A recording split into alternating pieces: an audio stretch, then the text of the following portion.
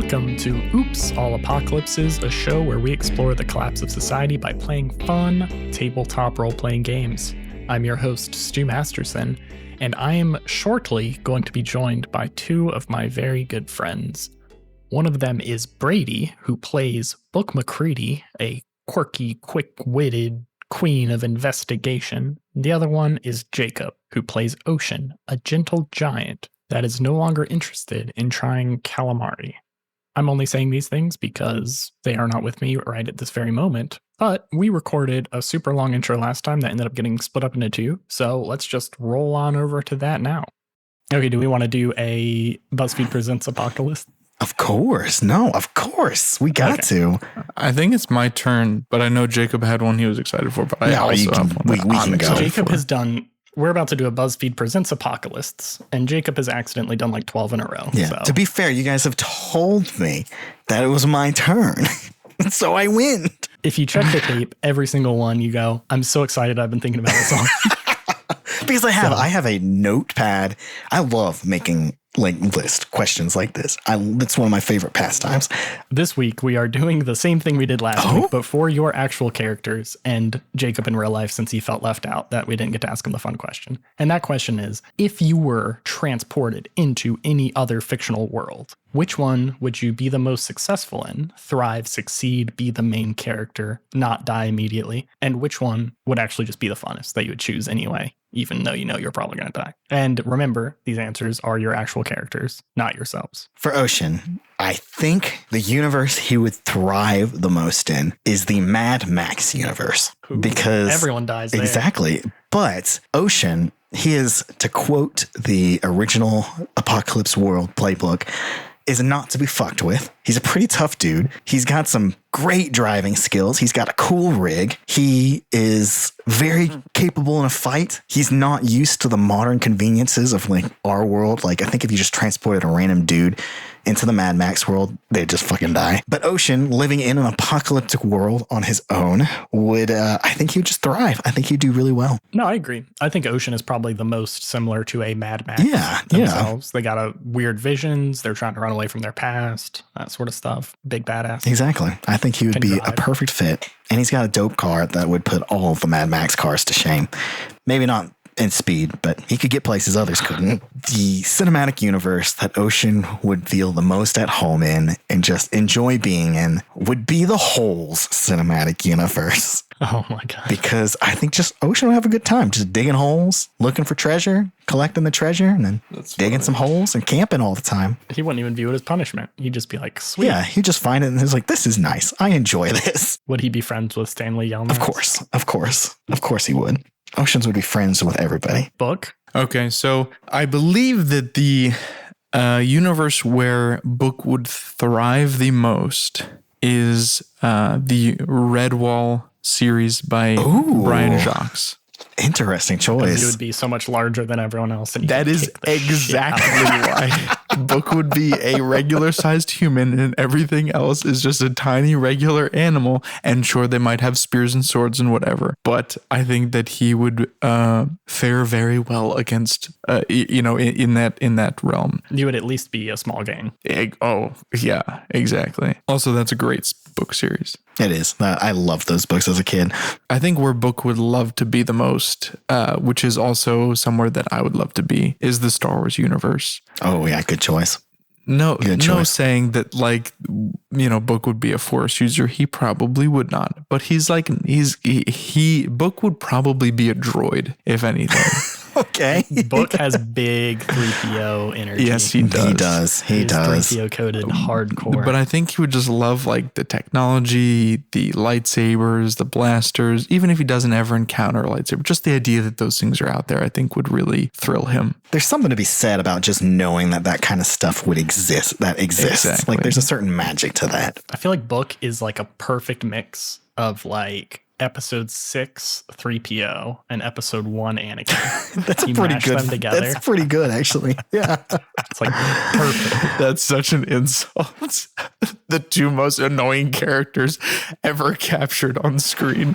What time period would Book live in the Star Wars universe? Which age? Yeah, that's a good question. Yeah, what era of Star Wars? That he would enjoy the most? Does he want to be one of the few people with the knowledge living in scrap? Does he want to be sequel series, but knowing what all those weird little parts are? Or does he want to be in a rebellion against a big empire? Or does he want to be where everyone actually has cool technology inside? Yeah, we could even go back further back question. to the old Republic where it's just basically utopia for everybody. I don't think Book would enjoy the Old Republic because of the systematic injustices and whatnot. I think Book has despite his recent behavior, besides his recent systematic injustices. Yeah. No. So I think it would be. I think Book would love to be a part of the rebellion. Maybe that's that's more of a self-insert. I can see. I think that's fair. I can see Book going up again. Book strikes me as a rebellious guy. You guys started a rebellion. You just gave up real quick. We didn't have the guts to finish it. I always got dirty looks whenever I was suggesting violence. We did eventually. We finished the rebellion. It just took us 15 episodes later. Yeah. Yeah. It's a good time. Okay, Jacob, do you want to real quick give your personal answers? I will personally give my personal answers because this is a question. This is one of my favorite questions ever to be asked. There's only one objective correct answer to this question. And it's one that people don't ever say for some reason. And it is a universe that I'm cheating a little bit because it's both the universe I would thrive in and the universe that I'd want to be in. Oh, yeah. One answer. And that is the Pokemon universe. Oh, God. Lame. No, it's a great answer. And here's why. The Pokemon universe is a post-scarcity world. They have healthcare where you could just instantly heal from any injury. Just it sounds like you don't have a job anymore. Yeah, I don't care. I'd be a Pokemon trainer. I'm going to go on adventures all the time. They live in economic harmony with the world. You have all these cute little critters that running around that, despite being able to obliterate small cities, are all, for some reason, very friendly. Even the big scary ones are super nice. Everyone's a vegetarian, basically. And your favorite part is that you can force those friendly creatures to battle to near death. Canonically, they like it. That's the plot of one of the games, and it's the dumbest plot ever. But my favorite thing about this is that, like, when I was explaining mine, I was like, listen, I'm not going to be a dragon rider in the Aragon universe. No. Book's not going to be a Jedi. Jacob's like, no, I would be a Pokemon trainer. Here's the thing. In the Pokemon universe, anybody can be a Pokemon trainer. Literally anybody. I feel like you have to have a shit ton of disposable income. No, when you're 10 years old, you're given a Pokemon and you can just run off into the woods and thrive. How do you get food? You have to be able to pay for food. You get food by, I don't know, you just sell shit, or when you battle people, you take their money. It's easy. But and here's the reason I would thrive in the Pokemon universe. One, I love camping and I love animals. You know what? That's a good fit. Camping, going on adventures with my little Pokemon. And two, and this is the real reason, is that canonically in the Pokemon universe, the other trainers are dumb as shit. Like, they don't give two craps about the fact that they have a dark dragon and I just sent in my fairy type who is 4 times super effective against that dragon. They're just like, well, I guess I die. I'm just going to leave him in here and let him fight, even though I just obliterate him in one shot. They won't switch. They don't use items unless you're like a big bad boss. That is true. You would be basically immediately day one. You would be smarter than anyone except maybe anyone in the game. Yeah, exactly. I would have knowledge where I know, okay, this guy just sent in a dude that's probably going to kick my guy's ass. I'm just going to swap out to a guy that's going to kick his ass. And then after you do that, they're like, oh shit, what do I do? I'm done. It's done. So I can't swap my Pokemon because I'm too dumb to do so. Also, I only have bugs in my party. None of them can attack. Yeah. You have a fire lizard? Well, I'm going to throw my bugs at you. My cocoons. My sentient cocoons that don't do anything. And that's why I would have a lot of money, because I'd just kick all their asses. I'd take their money and I'd become a rich, famous Pokemon trainer. I love that this keeps going. That was a very good. It's not a short answer. That's all I have to say. I'm done. Don't stop now. That's all I have to say. Finished. The only fear, actually, the one problem with living in the Pokemon universe is you gotta sometimes worry about like like you think gang problems are bad in our world, right? And the gangs in the Pokemon universe, they have the ability to crumble small nations with powers of manipulating creatures to, control space time. So that's kind of a worry that they're gonna start like a black hole or flood the universe because they captured this Pokemon that can do that. But you don't really even have to. Yeah, you don't even have to worry about that because you want to know why? They're always thwarted by 10-year-old children. Any gang that can be thwarted by 10-year-old children, I'm not that concerned about. But do you think you'd have enough raw charisma to convince Mewtwo not to annihilate the whole race of humanity? You don't even talk in the Pokemon games. You're dead silent the whole time, just straight chilling, and everyone just worships you. So the fact that I can talk and say anything at all inherently puts me at an advantage. I've thought about this question a lot. I love it. And that is why the only correct choice when somebody asks this question is the Pokemon universe. I'll stick with Sailor Moon. And with that, let's get back to the action.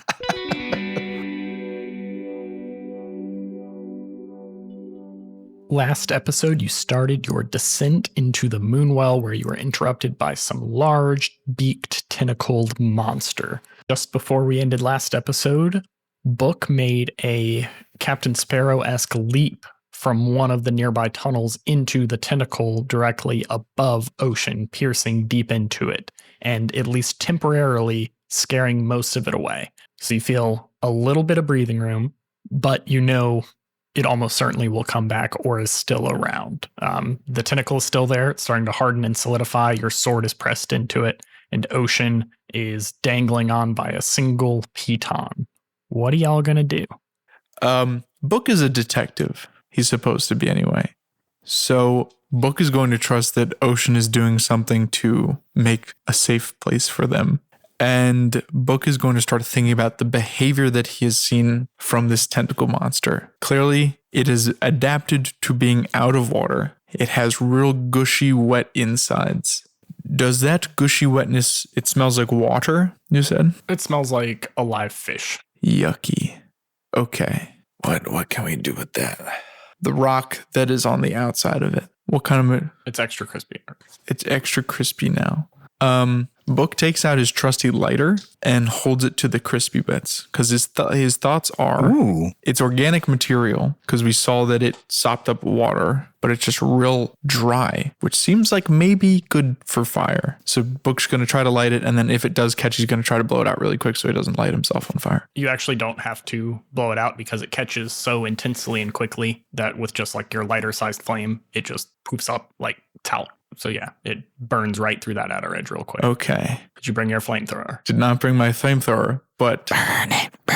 Book, would it be possible for Book to kind of clamber up on top of the tentacle and pull his sword out? Or just like kind of standing along the wall? Since it's pinned down right now, you can do that. It is still writhing. This thing's not like set, but it seems like it's decided to anchor itself to the wall for some reason as it's hardening up. Okay. Oh, well, that makes this way more precarious. Book is still going to climb on top of the tentacle and using the sword to stabilize himself. We need Vesuvius to take... You've repaired the fuel lines on the spider so many times. Yes. There's got to be a piece of tape that Vesuvius can pull off with his teeth. Oh, that's such a good idea. So, Book is going to... Hey, guys. There was nothing coming behind me, but I noticed in front of me, there's an awful lot of tentacles. Are you guys doing okay? Over. No, Vesuvius, we're not doing okay, but I think Book's got an idea. Book, what you want me to do? Operation Typhoon. No, not yet, Vesuvius. We need you at the spider. Ocean holds up the walkie-talkie as close to me as he can, I think, and I'm yelling into it. Vesuvius, I need you to get outside the car, drive around to the back. Next to the fuel tank, there's a rubber hose with a piece of tape, a tiny square of duct tape. It was our last piece of duct tape, and it was just big enough to cover a hole. I need you to rip that tape off with your teeth. Get as much of that fuel pumping down the side of this as you can. Okay, I'm going to try to do this. I'm squeezing. I'm going to stick this walkie-talkie on now. Okay, hands are free now. You do not have hands. Trying to get out the door. I can possibly get out a window, but I would have to break it. There is a chunk of fuel line coming through here. Can I bite it really hard and just spit it, let it dribble out the bottom? You got a drain hole down here. Do Is that going to be Do enough? what you got to do, Vesuvius. I thought we waterproofed it. Well, I mean, part of waterproofing is having drain holes, right? Yes. So that way we can leak it if water empty it if water gets inside. Book yells, full send. You can't see him, but the camera zooms up to Vesuvius, sweat on his brow, as he is like a rabid chihuahua trying to shake this fuel tank in his teeth as hard as he can before it finally rips out of one side and gasoline starts sputtering into his mouth and onto the floor. He goes, and then he goes down to the drain cap and he's trying to twist it with all of his might. He can't reach with his neck. He's reaching forward. He's on his front tires, leaning forward as much as he can, and he can't reach it. And he kind of shakes his head for a second and focuses, and he turns and puts one wheel on it and shoves it into reverse and flies off in a spiral as gas starts pouring out of the bottom, running down this 45-degree angle. And you guys see a beautiful fountain of light yellow liquid sputtering down the Moonwell. All right. Book has only one thing he can do now. Are there any other tunnels that are like a little bit below me that Book would be able to jump into? Well, I mean, Ocean's going to catch you. I said Ocean could see one tunnel, but he didn't know what direction it went, basically. So if he could jump into one, you probably could, but it would be very precarious because you decided to make them have smooth edges earlier. Yeah. I feel like that'd be fucking cool as shit, though. The gasoline has dribbled down. Luckily, you guys are still, your little angling didn't bring you too far from it. So there's still part of the tentacle that is getting just drenched in this gas. So Book lights with one hand. So he's kind of crouched on top of the tentacle with one hand on the sword that's below and in front of him. He lights the lighter with the other hand, and he is going to look at that tunnel. Ocean's going to be a safety net, but he's going to look for that tunnel below him. It might go down into the abyss. It might not. We're going to find out based on how well I roll. But basically, he's going to touch the lighter to the trail of gasoline, and he's going to jump forward, hopefully pulling the sword out with him, which is going to be very dangerous, and launch himself into the tunnel that is across the Moonwell from him. Okay. You leap the second this thing lights fire, and it's aggressive and explosive because this is gasoline. So the second you're light there, and the burn, I'm going to say you do take one harm just up front from the fire exploding out to be able to make sure you catch it good enough. And you leap out unable to see how successful you were because how fast you got to react in this situation. Ocean, you're trying to catch him as he falls. Yep. He's going to grab the rope, kind of swing back, jump off the side of the wall to kind of get some leverage backwards, and then swing forward. So that way he can. I think this is a try something challenge. Well, so Book was aiming for the tunnel across the way. Yes. Yeah, you have a chance of getting there either way. Okay, but he may basically be able to. Got it. If he succeeds, you won't have to roll, basically. Got it. Book is at 9 p.m. Already? I took 3 harm. Good Lord. Oh my God, that's a 10. That's a 10. That's a 10. You push back, slow motion. You see Book light this and erupt it into flames. You had to time it before he even started. And as you push off the wall, you go so far. Your legs are so fucking strong. You push yourselves off. You go like 10 feet off this wall and you look up. And as Book eyes that gap and just jumps for it, you see the success of the fire he exploded onto this tentacle monster. It looks just like those smoke snakes that people have on the 4th of July. You know what I'm I know talking exactly about? what you're talking about. I've been in Oklahoma on the 4th of July. I know exactly what those are like. It's just this black charring that shoots up at a concerning pace up well further than where the gasoline was. And you hear coming from the tunnel that Book previously jumped from this horrific grinding, screeching sound as you reach your apex and start coming back towards the open tunnel just in time to grab Book with your legs. As you wrap your legs around him, you hurl towards this open tunnel. And as Book's wildly shaking light reveals to you, this tunnel is angled downward. It's not tremendously steep, but as you hit it, you keep going. This stone is so smooth. And as you try to like paw and grab at it, it does not stop anything. So you guys are kind of tumbling together now further away from the center of the Moonwell, and you're picking up pace. And probably before you can react, suddenly it drops out underneath you. Oh, shit. And it looks like there is some sort of perpendicular tunnel that's going more straight down. What would you do? Luke Skywalker in it, baby. I'm dropping straight down, gonna catch the antenna with my legs. I'm just kidding. If it's a perpendicular drop, you said? How wide is the opening? About 2 people's width. It's a smaller one. We should Emperor's New Groove it. Oh, fuck yes. As we're falling, fuck Ocean's going to kind of yes. push us back up against Book. So that way we both We hook elbows. stick our legs out. Yep. So that we fall and like try and catch ourselves. You're going to break my spine. Ocean, give me a try something challenging, and Book, you can certainly help because you're doing this just as much as he is. But since he's the stronger boy, I'll give him the roll. He is the what is his name? Pacha. He's the Pancho to my Cusco. It's an 11, by the way. So you guys fall in this just tangle of limbs as you reach this kind of perpendicular thing. You both smash against the same wall and start falling straight downward, but you're able to quickly orient yourselves without even saying anything to each other. You guys get into this back-to-back formation. We're mentally in sync. On the same wavelength, fully in sync. Bye. You press your feet against into the wall and you slow to a halt. It's very tiring, but you see the bottom underneath you would have been very bad if you didn't stop or slow down, but it's only like another good 20 feet before there's another one of these tunnels, which I guess 20 vertical feet is really fucking tiring. Yeah. No, it's not that bad. Okay. And this not that one's... Okay. No, because that's like 3 people high. 2 stories. You can't drop it, but you guys can scooch down. You guys can improve and groove down to it. And as your feet hit the bottom of this next one, it is angled pretty steep back towards the Moonwell. Okay, let's get back in there. Ocean wants to carefully kind of slide down. And before we get all the way back to the Moonwell, Ocean wants to kind of peek his head over and look up to see if the tentacles are still above them. Yeah, you guys make it down to the edge. And right when you get near the edge, you hear, I don't see any tentacles. Are you guys okay? We're managing. I'm going to take a look here. Ocean, you might want to ask him if your car got lit on fire. Oh, that's a good idea. How's the spider looking, Vesuvius? It looks beautiful. I love it. I think the color choice you've made is pretty good. And I'm a huge fan of the 4th tire. I think that was a really wise decision. Yeah, it was a bad idea putting 3, but right now it says it's out of gas. I kind of figured that. That's the only negative I could say against this beautiful beast. Nothing, no burns, nothing exploded. No, I don't even think it's cramped. For me, it's actually quite spacious. Well, thank you, Vesuvius. Over and out.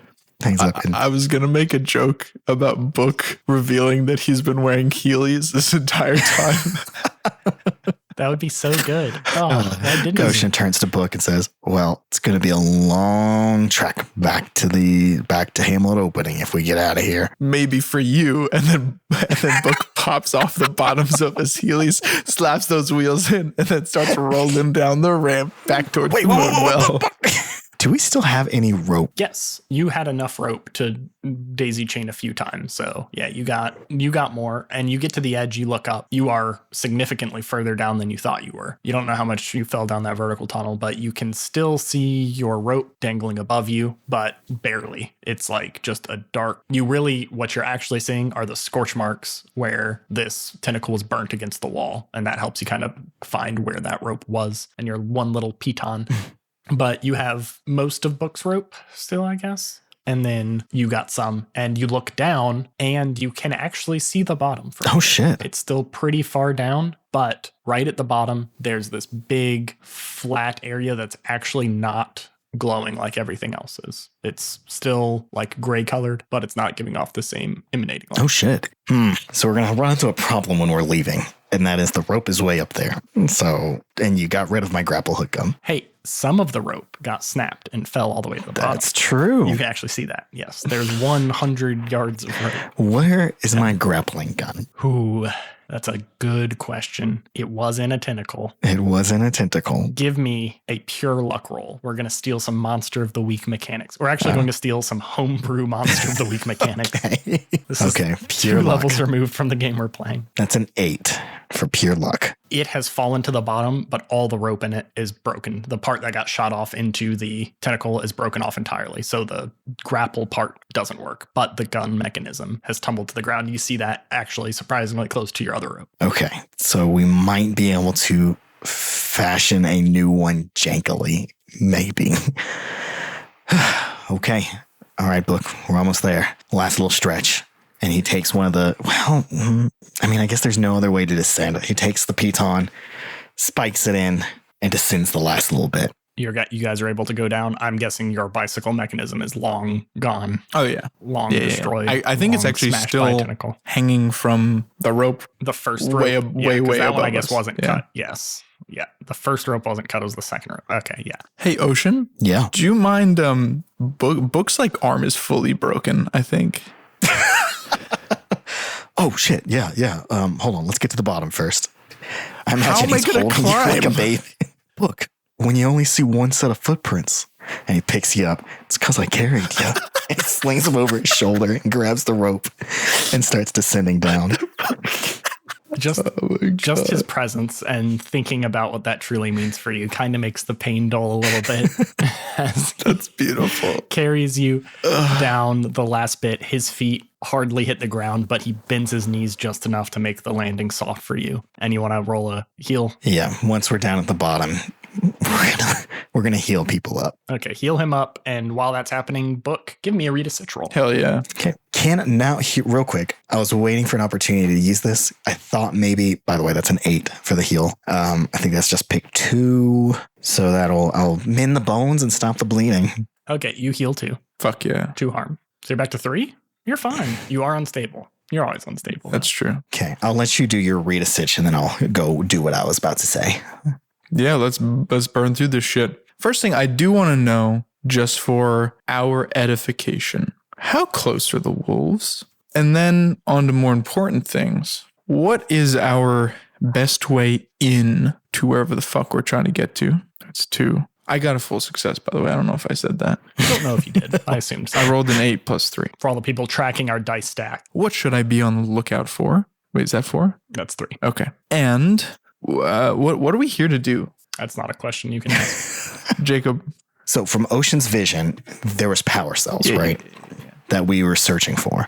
Okay. I think what Ocean is hoping is that we come down here and we can explore and we'll find more power cells. Got it. That we can take up to Hamlet opening. From Book's perspective, you know your dad and parents and sister were here at some point. Yep. So we're also looking for information regarding your parents. What represents the best opportunity for us to uncover the mysteries of the Moonwell? Oh, I like that wording. It's just vague enough to basically let Stu answer all of our questions.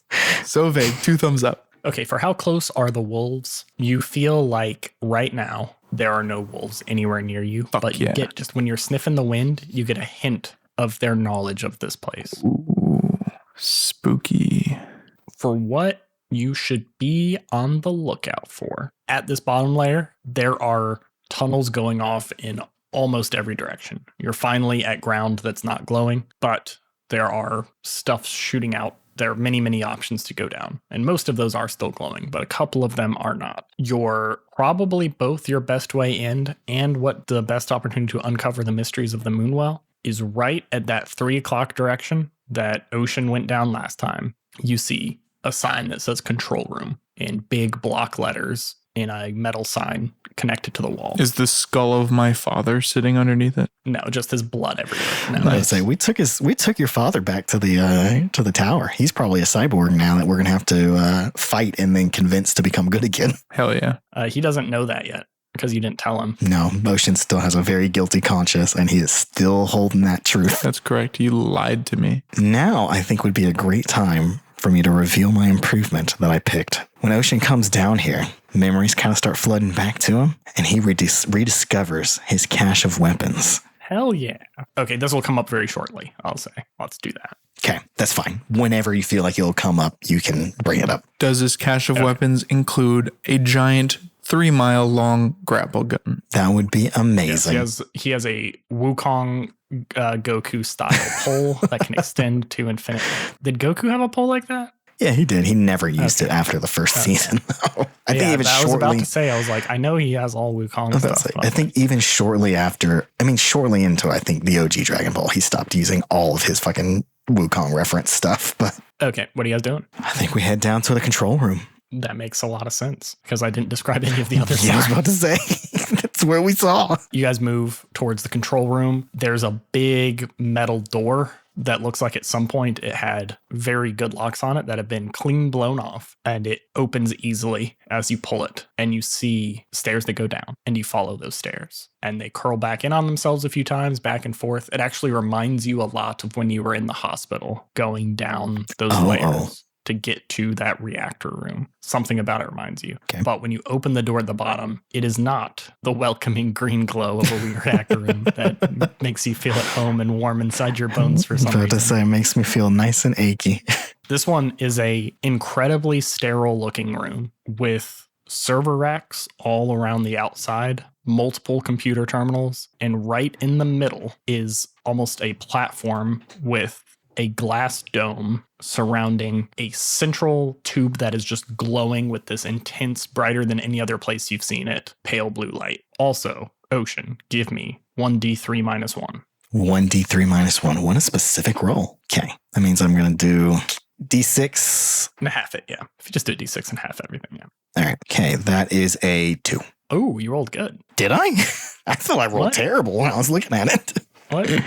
No, you rolled what? Didn't you roll a 5 or a 6? What'd you roll? Oh, shit. Yeah, I rolled a 5. Okay, yeah, that's a good I guess that is a good roll. Never mind. I'm so That's a used. very good number. It's a D3, so low numbers made me be like, that's not good. You see surrounding that central beaming, glowing, pale blue light, 2 power cores that look identical to the ones that you saw in Book's dad's hands. Okay, and these are much larger than the ones that are were in the robots, right? Yes. Oh, yeah. I mentioned him holding 2 in one hand, but it was like very awkward. You couldn't hold 2 in one hand and run, but you could hold 2 in one hand to hand them to someone, kind of like Tall Boys. Okay. I think I actually described it as a armless Palmer sized power core. And those 2, yeah, are that size. And they look to be in a place where they belong. And there's a bunch of empty spots around them. Like there's supposed to be way more of these. And by way more, I mean specifically 3. What do you guys do? Book goes into full detective mode. He busts out his magnifying glass and he starts to read all the fine print around all the buttons and shit. So while Book is doing that, Ocean goes up to the light, the pale blue light, and kind of looks at it closer. And is it like, looks like this is just something that is glowing within the glass, or is it like the glass protecting us from something that's further down that's causing the glow? There's basically a dome of glass covering this thing, but you can see the full thing that's glowing. It's Okay. almost like a larger version of those same power cores that are surrounding it, just Okay. right in the middle with a much more intense Okay. light. Things speak, things speak, things Yeah. speak, things speak, things speak, things speak, things speak, things speak, things speak, things speak, things speak. That's what he's gonna do. He lays his hands on it and things speak. Lets it speak. Yay, roll weird. Book, roll, read a sentence. Fuck yeah. Oh my God. Is it good? That's a 12. That's a 12 on things 12. speak. This is the second time. I think the second time I've gotten a full success on this. But I'll let you read a sitch first. Okay. Because I think it's more dramatic that way. I swear to God, it's another A+3. Ask me 4 questions. Who's in control here? I want to figure out like who built this place, what the fuck's going on. 2, what represents the best opportunity for us to harness this power or diagnose what the power is? Let's make those 2 separate questions. What represents the best opportunity for us to harness the power of these little doodads? And 2, what represents the best opportunity for us Can't do to... that. You can't ask 2 different what represent. Really? Yeah, Well, that's cheating. You're doing a cheat. then I'll stick with that. What represents the best opportunity for us to harness the power? And then we'll say, would any of my sniffing the winds? I'm going to ask who here is keeping secrets from the rest, but the who is more like a what. Is that okay? Yeah, Is that 3 questions or 4? 3. Okay. What here would do what I ask/want? That's a little bit nebulous, but I'll let you kind of take it. Certainly approach these in any order you want, because I'm going to give you a little information about a lot of things and a lot of different directions you can go in. And Okay. I won't hold back any of the information, like the details, based on your order. Like whichever one you think is most interesting to do first, go do that. For what would do what I ask/want, you see a bunch of these terminals that are very advanced. They seem locked. A lot of them have like a bunch of information scrolling across the screen really quickly. Hard to track down exactly what's going on. But you see one that is near a door on the backside of this room, not the direction you came from, in the other direction, that looks to be almost like an information kiosk.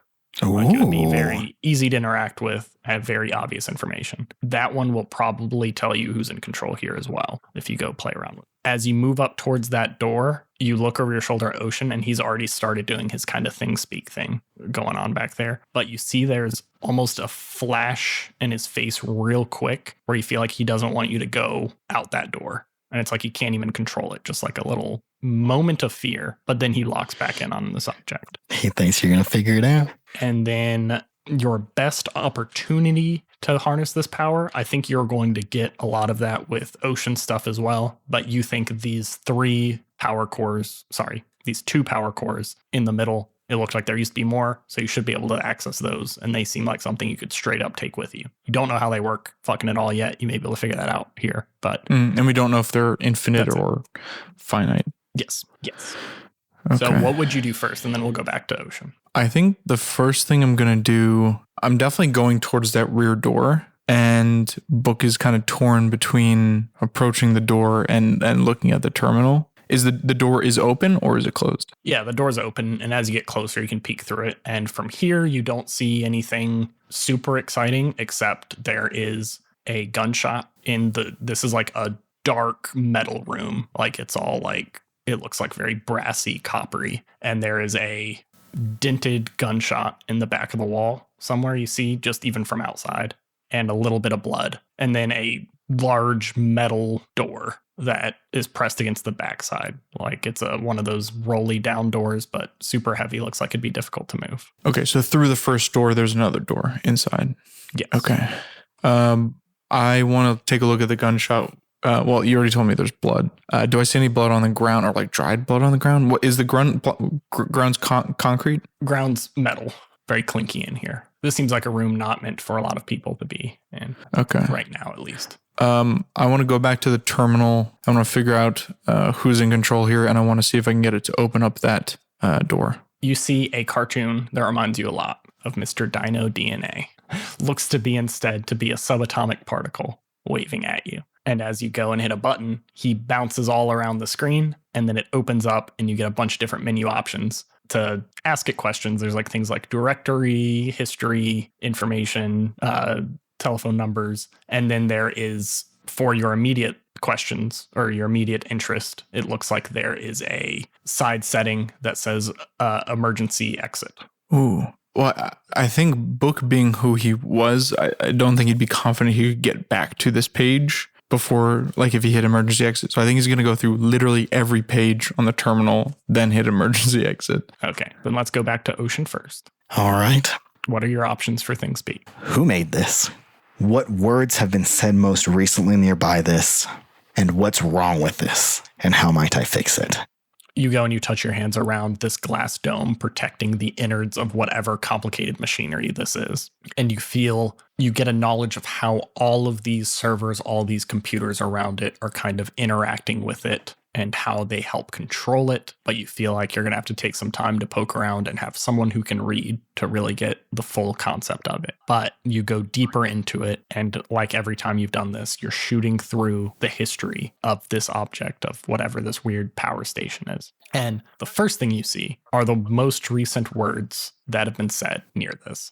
That takes place in the form of a vision you have, where you've set up camp right here. As you see this, you know this is in your past as you're watching it. You've set up camp. Kara's here with you. There are a few other Silent who it seems like have arrived recently, and they're kind of ambling about. They seem to be setting up some machinery down the hall there, but it looks like you've stayed here at least for a couple days. And you see Charles Davis McCready with you. You've healed up his gunshot wound some. He still is very rattled, very wounded, but he's nervously looking at the Silent around him. And he finds a moment where you guys are mostly separated. It's almost bedtime. It seems like they're not going to be done with whatever they're setting up to help you guys evac until the morning. And he finds a moment to pull you aside. And he goes, well, you seem like an okay guy. I understand why you had to shoot me, but can you promise me one thing? I can try. That was my wife back there. And I think I bit off a little bit more than I can chew with taking you out.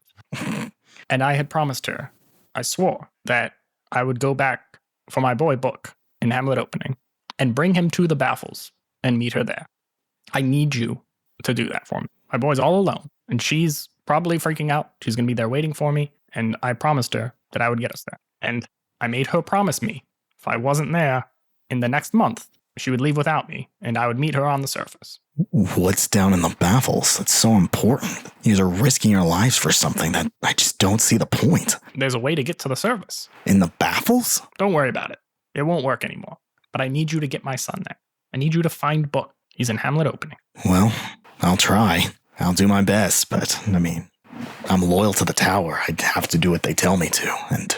Yeah, I don't see myself sneaking out with all those guys here, so I understand you gotta take me back to whatever fancy tower you're dealing with. Don't know what exactly you are, what these people do here, but if you can find it in your heart to find a way to at least get a message to Book, something like that, that would make me feel much better. And I will just go with you. No qualms, no fighting back, not trying to sneak out in the middle of the night. And then your vision kind of goes deeper. And you go further back into the history of this object. You see this was built here many, many years ago, certainly before the apocalypse, or at least the portion of the apocalypse that caused all these underground cities to be abandoned. And there are a bunch of people constructing this in matching jumpsuits that just say Standard Electric General Power Company on them. What a unique name. And there are a lot of scientists around planning out things specifically, but it's just mostly a lot of people putting in the hard labor, putting in the work, aligning all this stuff with people randomly yelling at them, complaining about them. But this seems like this was a massive operation. As it progresses through its different levels of success, as it finally turns on and there's this blue glow, there is an eruption of cheer from everyone in the room, even all the just lowly workers. Everyone seems insanely hyped that this worked. And what's wrong with it? You peer into all of those different servers, you feel them still working, you feel power somehow feeding into not only the central part, but these additional power cores, and you think it just fucking works. Oh, fuck yeah. Oh, baby. So you come to and you see Book clicking around an information terminal right near a door that you have a strong feeling that is right where everything went down. You remember that now. That door almost materializes in your memory. And you remember this room here coming down. You remember that whole conversation, and a little bit more around before and after that is all kind of coalescing together in this cloudy, murky memory. Who's doing what next? I think Book, when he saw Ocean starting to kind of come out of his trance, I guess, he's going to kind of quickly look around the room to see if there are like any security cameras. Yeah, there are all over the fucking place. Oh shit. Okay.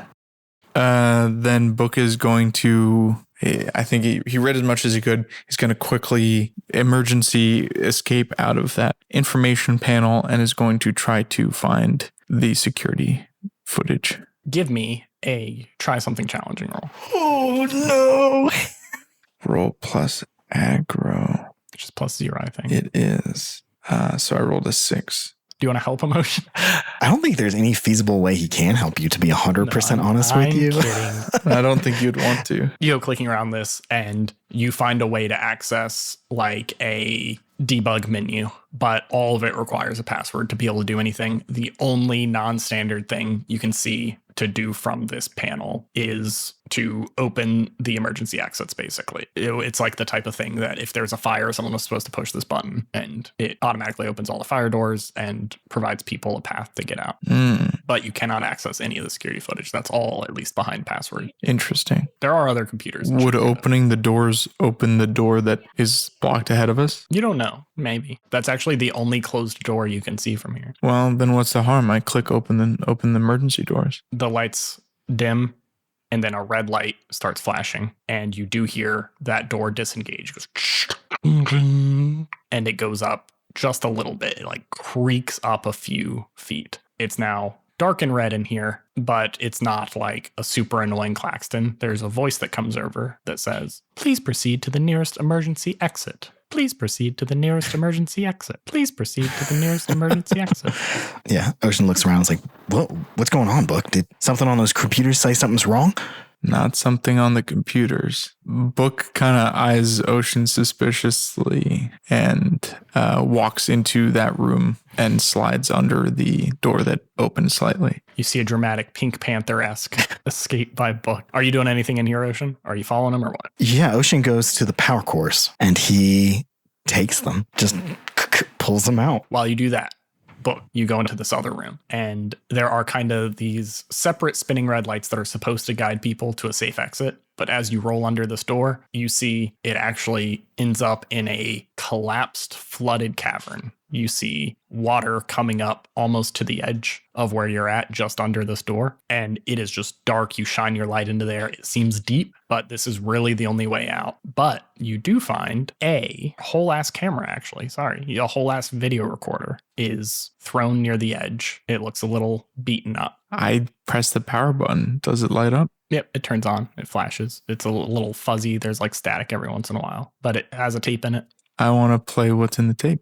You see a video that is your sister looking at the camera and singing a song. She's singing Smash Mouth All-Star and trying to do all the good donkey dance moves. Nice. She's learned from watching the historical documentary Shrek of the surface world. And then it goes out and it's a very shaky camera footage of you see your mom and your dad, and they are in a cramped vehicle of some sort. You can barely see anything. There's almost no light in here. It's all gray and fuzzy, not a super good camera. It looks like they're underwater, honestly. Like that's all you can really tell. There's some lights shining out the front, and there seems to be some excitement in the air. Your dad looks way worse, more beaten up than the previous videos you've seen. His clothes are all torn, looks dirty, his hair's all messed up, looks a good bit older than when he left. And then it cuts to another scene. She didn't do any good TikTok transitions or anything on this. It looks like she was just recording and stopping a bunch of times. And then it goes to a scene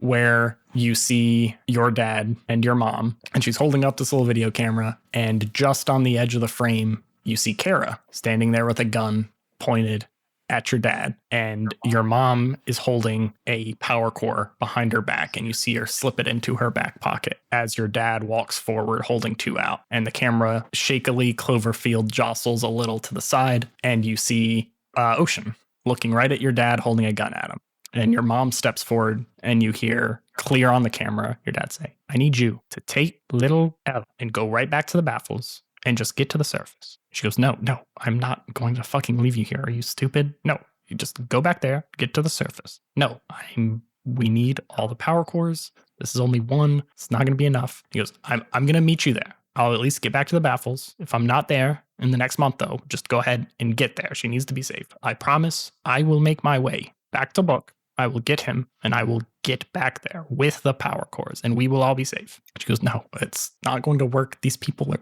big as, yeah, you're a nice, strong guy, but look at that dude. He's like a small gang. He goes, no, don't worry. It's going to be fine. I promise it'll be fine.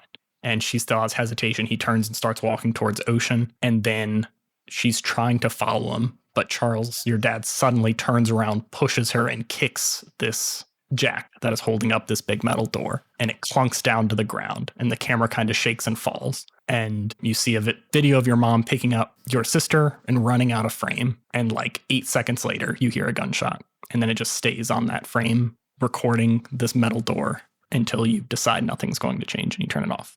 Book, his hands are shaking. He's not sure if it's with fury or desperation, but he just quietly closes the camera and tucks it into his coat. And then he walks back out to Ocean and says, hey, what did you find?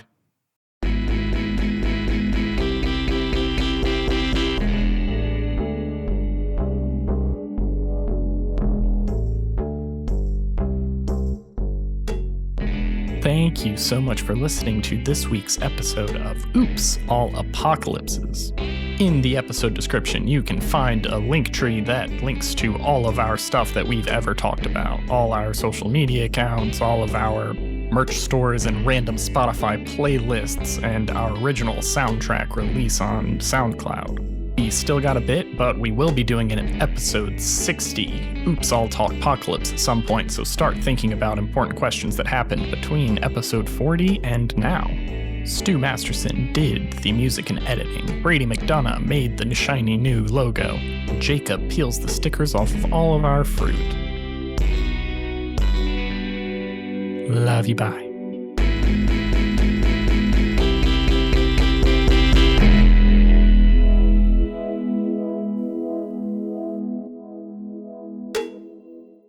And there's really only one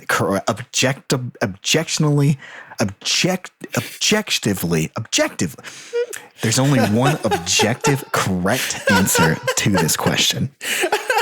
New outro. Sorry, Brady. I'm so sorry.